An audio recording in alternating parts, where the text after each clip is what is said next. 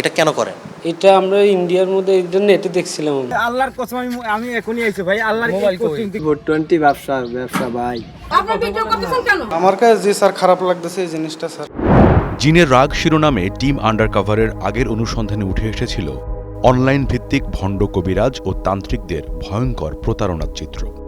কুসংস্কার আর ধর্মীয় বিশ্বাসকে পুঁজি করে তারা কিভাবে হাতিয়ে নিচ্ছিল লাখ লাখ টাকা, পটাশ ও রাসায়নিক আগুনে ঝলসে দিচ্ছিল নিরীহ মানুষের হাতের তালু। প্রতিবেদনটি প্রকাশের পর নড়ে চড়ে বসে আইনশৃঙ্খলা বাহিনী। এক ভুক্তভোগীর দায়ের করা মামলার সূত্র ধরে পুলিশ ও টিম আন্ডারকভারের সমন্বয়ে শুরু হয় প্রযুক্তি নির্ভর এক গোপন অভিযান। সে অভিযানের শেষ কোথায়, কারা ছিল এই প্রতারণার নেপথ্যে, আর কিভাবেই বা উন্মোচিত হল জিনের আস্তানা, সেসব দেখুন আমাদের এবারের অনুসন্ধানে।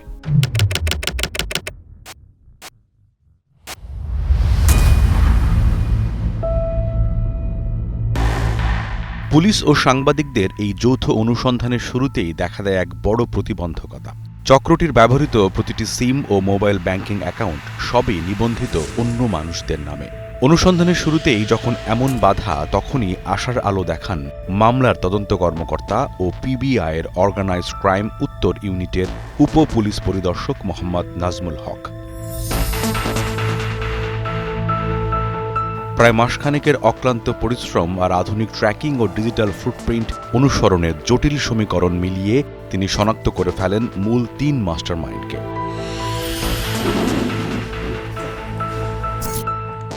স্যার, আমরা এই মামলায় স্যার সন্দেহভাজন 3 জনকে শনাক্ত করতে পেরেছি স্যার। 2 জন কুমিল্লা থেকে, 1 জন নোয়াখালীতে স্যার। হ্যাঁ, সম্ভবত স্যার ওনারা বেদি সম্প্রদায়ের লোক স্যার। তাহলে আমি উদ্বোধন কর্তৃপক্ষ অনুমতি নিয়ে নিচ্ছি, তুমি তোমার সব ধরনের সহযোগিতা আমি প্রদান করবো। তো আমি চাই এই আসামি যে কোনোভাবে যেন মিস না হয়, তুমি গ্রেপ্তার করে আসবে।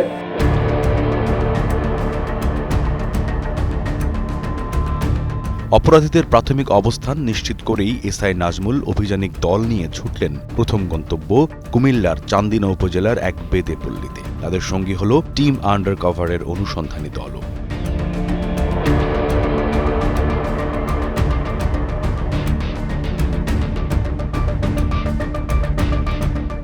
সবুজ শ্যামল এই গ্রামটির নাম হাঁড়িখোলা।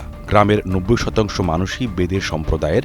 তবে বেদেদের ভাসমান নৌকার জীবন কাটানোর যে রূপ আমরা চিনি, তার সাথে এই গ্রামের কোনো মিল নেই।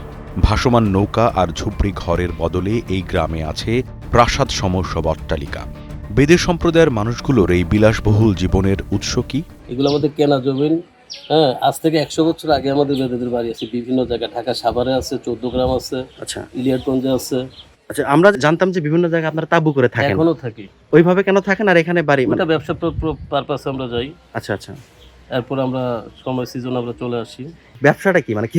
এই যে তাবিজ তোমার কাছে, এটাই তো। আর কোনটা? এখানে যতগুলো বাড়ি টাড়ি আছে তারা সবাই আমরা একই। শুধু এখানে নতুন হচ্ছে, এর আগে তো আমাদের বহুত জায়গায় অনেক বাড়ি হয়ে রয়েছে।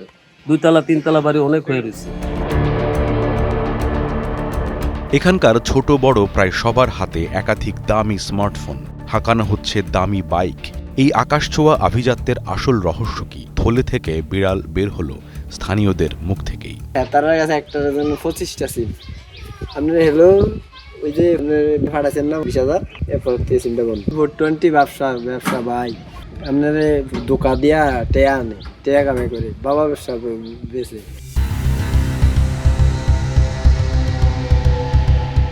এমন খোলামেলা স্বীকারোক্তি অনুসন্ধানের গতি আরও বাড়িয়ে দিল। লক্ষ্য এবার সেই 3 মাস্টারমাইন্ড। তবে বড় বাধা, পুলিশ বা টিমের কারো কাছেই আসামিদের কোনো ছবি নেই।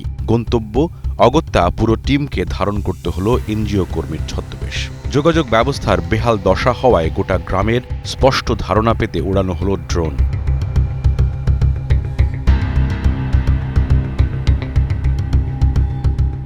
পাশাপাশি ছদ্মবেশে শুরু হলো স্থানীয় বাসিন্দাদের তথ্য সংগ্রহের সূক্ষ্ম মিশন। নাম কি? নাম জিলান।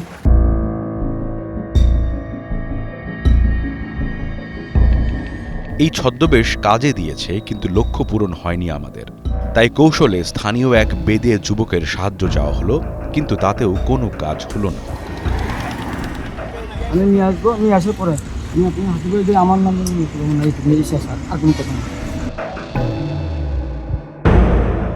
আমাদের অপেক্ষার প্রহর শুধু দীর্ঘই হচ্ছে, কিন্তু আস্তানা ছেড়ে বাইরেই বের হচ্ছে না সন্দেহভাজনরা। অন্যদিকে আভিযানিক দলের কাছে আসে আগাম সতর্কবার্তা। আইন প্রয়োগকারী সংস্থাকে প্রতিরোধে এই গোষ্ঠীর নারীরা অত্যন্ত আক্রমণাত্মক।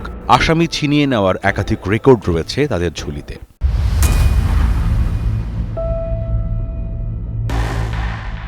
পরিস্থিতি যখন ক্রমশ জটিল থেকে জটিলতর রূপ নিচ্ছে, তখনই যেন আশীর্বাদের মতো ধরা দিলেন দুই আগন্তুক। চেহারা লাইট ধরেন তো। ধরেন ভাই, আমি রাজকুমার, আমি না। কি নাম? রাজকুমার। ভাইয়ের নাম কি? অজু। ও, ভাই তো আমাদের চেনে। আমরা হাড়িখোলাই যে এখানে থাকি ভাই। আমি চিনিস ভাই? না, এবারে নতুন আইছে। ওই এখানে ইয়া করে ডাল করে ইমোটা কই? ইমোটে আল্লাহর কসম, আমি এখনই আইছি ভাই। আল্লাহর কসম থেকে মুখে যে পুলিশের উপস্থিতি যাচাই করতে আসা দুই আগন্তুককে দেখে সন্দেহ হলে আটক করা হয় তাদের। জিজ্ঞাসাবাদে জানা যায় তাদের একজন মূল হোতার আপন ভাই আর অন্যজন বোন জামাই। মোক্ষম এই সুযোগ হাতছাড়া করিনি আমরা। ধৃত দুই আগন্তুককে সাথে নিয়ে কথিত সে জিনদের আস্তানায় হানা দেয়া হয় এবার। বিলের ভাসমান একটি বাড়িতে প্রবেশ করতেই দেখা মিলল দুই সন্দেহভাজনের। প্রাথমিক জিজ্ঞাসাবাদে স্পষ্ট হয়, যাদের হন্যে হয়ে খুঁজছি আমরা, অবশেষে তাদেরই দেখা মিলেছে। তাদের একজন মাহে আলম, অন্যজন ওহিদ মিয়া ওরফে কুয়েত। কুয়েত মূলত এই বাড়ির মেহমান, তার আসল বাড়ি নোয়াখালী জেলায়। চলেন এ ভাইয়ের আসুক। ভাইয়ের নাম কি? মনুজন ভাই আসুক। ম্যাম ভাই, আমরা কিন্তু ম্যাম ভাইকে জন্য তো মঙ্গলার কাছে ফোন দেন, আমি কথা বলবো। এরপর পুলিশ তাদের নিয়ে ঘটনাস্থল ছাড়ার চেষ্টা করতেই সত্য হয়ে ওঠে সেই সতর্কবার্তা। মুহূর্তেই পরিস্থিতি উত্তপ্ত করার চেষ্টা চালায় বেদের সম্প্রদায়ের নারী সদস্যরা। শুরু হয় তুমুল বাকবিতণ্ডা। উনি আসুন, উনি এসে নিয়ে গেছে। আপনারা একটু করেন। বসে নেই কেন? আপনারা এইভাবে এসে নিয়ে গেছে, ভালো না মানে। আপনারা ভিডিও করতেছেন কেন? তবে আভিযানিক দলের উপস্থিত বুদ্ধি এবং স্থানীয় দুই বেদের সর্দারের হস্তক্ষেপে পরিস্থিতি কিছুটা নিয়ন্ত্রণে আসে। পুলিশ হেডকোয়ার্টার্সের একটা কেস।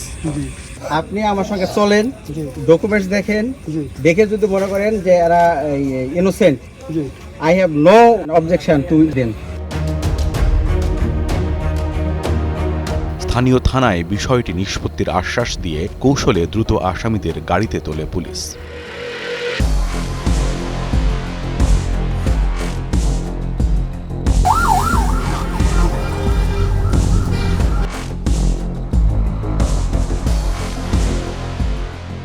সেই দুজনকে চান্দিনা মডেল থানায় এনে নিবিড় জিজ্ঞাসাবাদের পর সামনে আসে আরও অনেক চমকপ্রদ তথ্য। ধরা পড়া ওহিদ মিয়া ওরফে কুয়েত মূল কবিরাজ রহমত আলী ওরফে আমির হামজা নয়। রহমত আলী ছদ্মনামের আড়ালে থাকা আসল মাস্টারমাইন্ড মূলত তারই সহোদর ভাই মোহাম্মদ হাসান আলী। সে এই মুহূর্তে নোয়াখালীতে অবস্থান করছে। তবে ওহিদ মিয়াও দুধে ধোয়া তুলসী পাতা নয়। ভারতীয় বাংলা সিরিয়াল আর ইউটিউব দেখে দুই ভাই মিলে গড়ে তুলেছে ভুয়া তান্ত্রিক আর কবিরাজদের এই ভয়ঙ্কর প্রতারণার ফাঁদ। আর মাহে আলমের কাজ ছিল চক্রের বিপুল অঙ্কের অবৈধ টাকা উত্তোলন ও ট্রানজ্যাকশন সামলানো। এই যে হাতে যে তালু পরার বিষয়টা, এটা কেন করেন? এটা আমরা ইন্ডিয়ার মধ্যে এই জন্য নেটে দেখছিলাম আমরা। এটাতে মানুষের যে ক্ষতি হয়, এটা বুঝতে পারেন না আপনি? না, এটা তো আমি মনে করেন জানি না। আপনি তার সাথে কিভাবে যুক্ত হলেন? স্যার উনি এখানে আসছে ওনার শ্বশুর বাড়ি, আসনে পরে আমাদের এখানে যে ছিল বলে একদিন ফোন দিয়ে বলে কাকে বলছিল। আমি আপনার যে ভিডিওটা পোস্ট করছেন ওইটাও দেখছি স্যার, আমি আপনাকে চিনি। আপনার কাছে খারাপ লাগে না? আমার কাছে জি স্যার খারাপ লাগতেছে এই জিনিসটা স্যার।